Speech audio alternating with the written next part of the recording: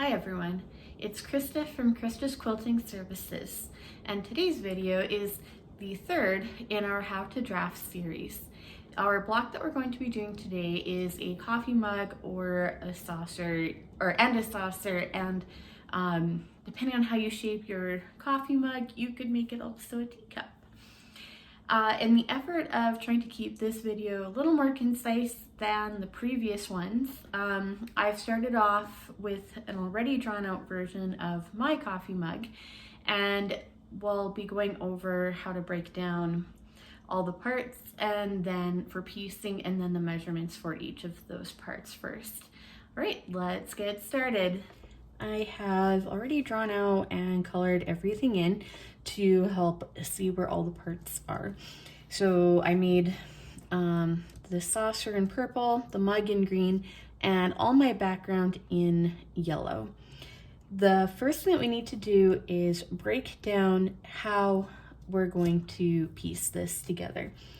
So you can start by finding the furthest most edges of where everything ends up touching out to, and use that kind of as your initial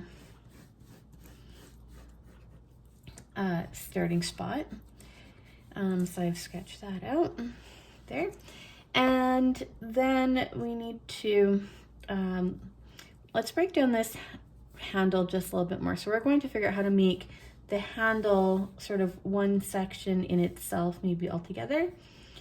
And if we've got larger chunks of background that we can keep together as one group, the fewer the pieces, the better, especially because each of these blocks here is representing 1 inch in the measurements that I'm going to be using today. So cutting out 4 1 by or 1.5 by 1.5 inch pieces, taking into the seam allowance, keeping that into consideration. And when we sew it together, you're losing that for 1 inch finished blocks. That's a lot of really little pieces when the whole thing can just simply be incorporated into one larger chunk. So we've got one background piece that we're going to keep as a larger bit, and then we've got this part over here that can be a little bit of a larger piece as well, and same thing with this part here on the inside. Okay, so if you watch the previous video, we had a lot of snowballed corners, and those are what we're going to be using over in this piece. So just kind of marking off my snowballed corners here. So what I'm going to end up doing is just taking a small square and I sew in a diagonal line. So when I flip it back, I end up with a little background piece on this corner. And same thing with all of these corners here as well. It's so much easier to do that. So snowballs, sometimes also called, I think, like an easy corner. Also, I've heard them referred to as, I think even like a stitch and flip or something very similar to that. So a few different names for them. And all of the snowballed corners they're all gonna be the same size. So with this one, because I have so many working parts, I am going to label them with letters just to help keep everything straight. So my large piece here in the center is going to be A. I'm going to make my next large piece, the saucer, call it B. You can choose how you want to order or number your own. The organizational system that you use is the one that makes sense to you.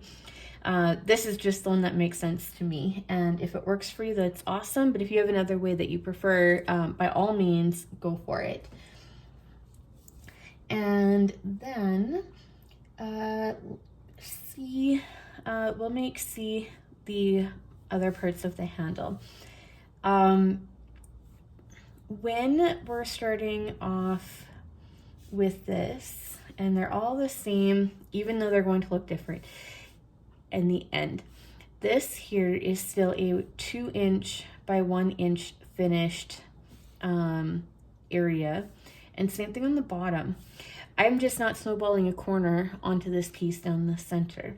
So when I cut these strips out for C, they're going to all be the same size. So that might be part of what I'm looking for. If it's the same thing or my beginning piece is going to be the same, that's what I'm labeling, is those cut pieces. If you do need to further sub that, you could call it like C1 and this piece here C2 because you're not altering it. And this one, I mean, you could even call it C3 because your angles are running in opposite directions here. For me, initially when I'm just looking at breaking down what sizes of cuts I need to make, C is the most important thing to me. And then D. D is going to be all the background snowball corner pieces. So I'm going to mark them D, D, D, over here another one, and over here another. So for me, I find it, and here, easier to keep all my snowball corners the same all the way around. I would sooner add one more background cut over here. It is going to be the same measurements as all my other background pieces that I need for D. But again, if you have a preference to mark it so it's a little bit different, then you could call it D1 or you could give it another letter. Then what else? We've got this one here. So this is again background, but a different size piece altogether. And so is this one. So I'm gonna give this one, call it an F. And then this side right here needs something. So this is the piece that will join in to sit over top of the end of my teacup. My handlebar on this side extends past the saucer and the teacup, which is why I needed to add one extra piece here. But here it's going to be a whole strip. And I'm going to call that G. And then I've got my final background pieces that need to be added. So with these background pieces, you can decide what you want to do. If you want your block, your coffee cup, mug, or teacup to be offset and closer to one side than the other, that's totally fine. If you want it to have a more centered feel, then you might prefer to switch out how you're doing your edges. So that way this side might not, you might cut a little bit shorter, and this side you might give a little bit extra length. And when you're done, then you'll trim it so that way it ends in an 11" block. Sometimes an offset block is really nice because when you go to line pieces of things up, and you can also shift this one over, so you can alternate if you're doing a whole quilt of these, which size has the wider border, and then your teacups are going to, when you put them in, are going to look a little bit staggered. You're gonna have one over more onto this side, one slightly here, here, here, which could be a really cool look. So when you're looking at this final, or this, the shape and how it's going to sit within the sashing areas and the border areas of it, you can change that look by adding more or less on the top or the bottom. I quite like it how it is, so I'm going to, I'm not going to try to center it in any way. So then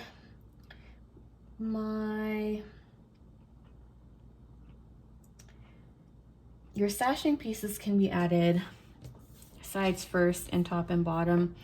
You can also make it kind of do sort of like a rotation around if you like that. Completely up to you how you want to finish off that. I am going to go by the side height here first, and then I'm going to do the top and the bottom second. So these are all ultimately going to end up, if I were to number them, have a different number, because each of my border pieces is going to be a different size. If you were doing this in bulk, it would be faster, especially if you're going to alternate, because I think that's what I would do if I were making a whole quilt out of this, is I'd switch out the tops and the bottoms so that way they're alternating, and same thing with the sides. But I only need one of these for what I'm working on. Okay, so let's get on to the measurement portion of this. So A is a 1, 2, 3, 4, 5 across by 1, 2, 3, 4, 5, 6, 7 down. And because I'm sewing on either side and the top and the bottom, I need to make sure I'm adding in that 1/4 inch. So 1/4 inch and a 1/4 inch for 5.5, and a 1/4 inch and a 1/4 inch for 7.5. Those are my measurements. So I just need one, and it's going to be 5.5 across by 7.5 down. And my B is 1, 2, 3, 4, 5, 6, 7. So before we attach these other strips for the corners onto it, you are starting off at the complete rectangle of your B. So 7 across, and I just need one of those. And because I have seam allowances to be added on here, I have to add a 1/4 inch and a 1/4 inch. So 7.5. And it is just 1 inch in height. And I have a seam allowance here and here to account for. So that is going to be a 1.5 inch cut. Then on to C, the 3 rectangles needed for the handle. You can decide, I think if you were to cut them out of if you had a directional print fabric and you cut them out on the same way, the way that you're turning this one to go down is going to give the illusion of the print coming in down this way and then back across. Could be interesting. Sometimes with these, way easier if you're working with something that has no direction to that.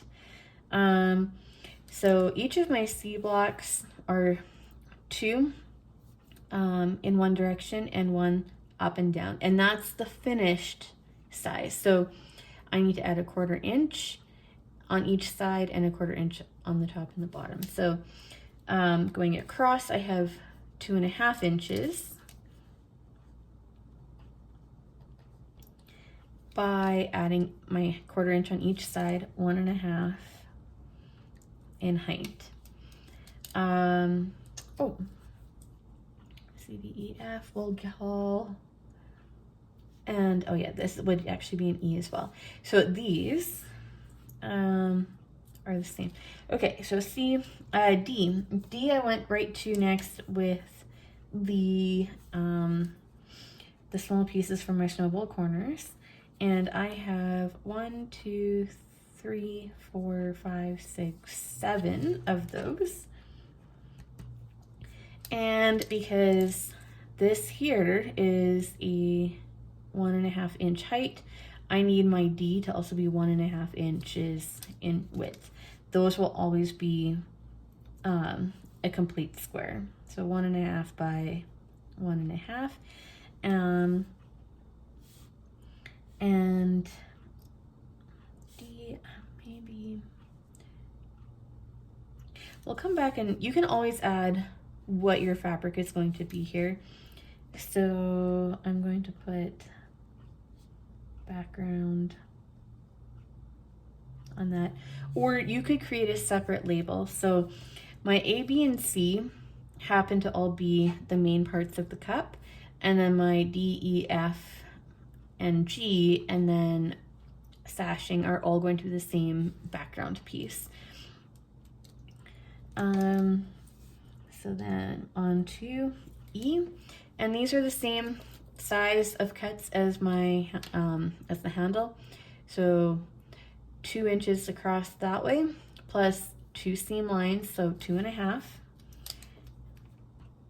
And it doesn't matter for these. You're just turning one of your cuts to go from going from across to up and down here. So 2 cuts exactly the same, 2.5 across by and 1/4 inch on each side, so 1.5 up and down. And then F. This is the one that is just a little bit different because I've got space for a bigger block, and instead of cutting up a bunch of tiny stuff, I'm just making one thing. So my F, remembering that each of the bolded, kind of the bolder line on here, that's representative of a 1 inch square. And I do that so I can see 1/2 inch subdivisions, and I can see my diagonals on each of those as well. So 2 blocks across, 2 blocks up and down, and I have 1/4 inch seam on each side, so 2.5. I just need 1, so 2.5, and it is going to be square by 2.5 inches. And then G. This is one that's quite different from the rest of my background. So G is a finished 1 inch across. So when I add in my seam allowance, 1/4 inch and 1/4 inch is going to add up to 1.5 inches. And my up and down, I have 1, 2, 3, 4, 5, 6, 7. So same height as the coffee mug as well. But again, a seam line here and here. So making sure I cut to 7.5 inches. And then it's time to add on my side pieces. So I think I'm gonna give them all a different letter. We'll call this GH, we'll call this one I, the top one we'll call it J, and the bottom one we'll call it K. So H is 1.5 going across, so 1 inch finished, but actually not 1.5 inches, just 1.25. I don't need to account for this side here because my unfinished block is going to end at 11. So this, where H joins up to G, is my only seam line. So it's going to be this inch plus the 1/4. So 1.25 inches by, and count 1, 2, 3, 4, 5, 6, 7, 8. 8 up, and I have a seam line and a seam line here to count for. So this one still has 2 seam lines, so 8.5 inches. I is going to be the same idea on the width. It's only joining against one side with a seam allowance. My other side is being left open. And I have 2 inches across plus 1 seam allowance, so 2.25, and it's going to be the same height as my other one. 8.5 inches because 2 seam lines. And then J, one of those, is going to be 11 across. And I don't need to account for any seam line. This isn't attaching to anything further except the larger part of the quilt, and all of those blocks are 11. So this one just gets to be straight up 11 inches across. And when I'm determining my height, I have 2 inches up and down and only this one seam line to account for. So 2 1/4, and then K is going to be the same across as my top one, and I only have one seam line to account for it. It's 1 inch plus that 1/4 inch, so 1 1/4 inch on my seam. Then, so we've got all our pieces laid out. When it comes to assembly, and this is going to be a bit of a whole different beast here. I think I'm just gonna write it on a smaller piece of paper and then attach it so I'm not running out of room.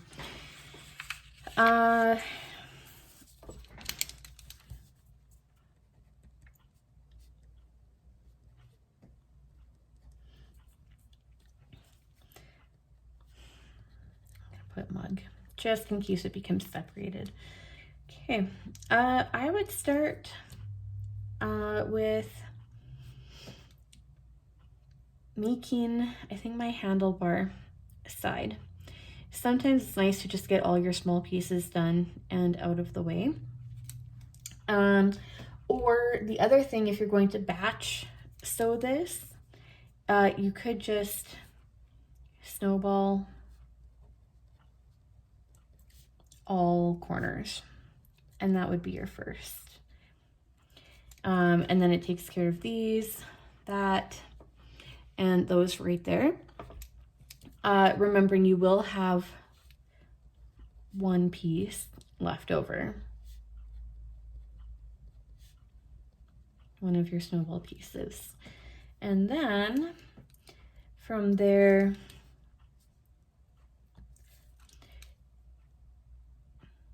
I would sew E to C.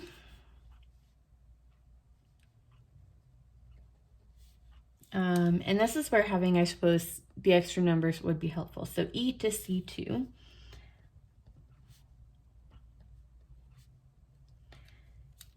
To get that block.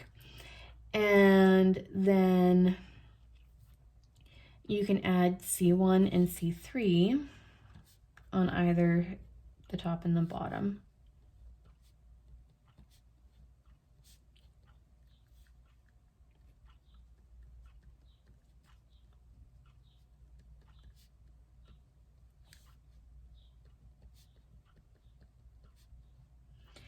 Okay, and then I would sew the background pieces to that.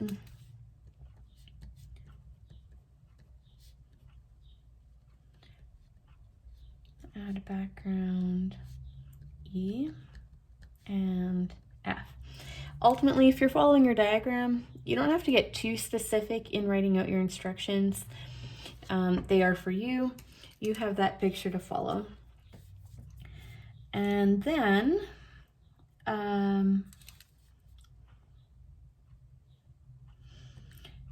I think before I attach this to the main part of my cup, I think I would sew the G block or the G background first. To me, that just feels a little bit easier to attach the one thing that has the fewer seams, and then to attach the one that has all the big seams second. But you can do it whatever way you prefer. And when you get this laid out onto your table, you might choose to grab a different side. So add G and handle to piece A, and then add, now we need to finish making your the saucer the correct width. So add D, 1 to the saucer. You will want to check you're adding it to the right side. If you put this one over to this side, it's going to shift the saucer that way.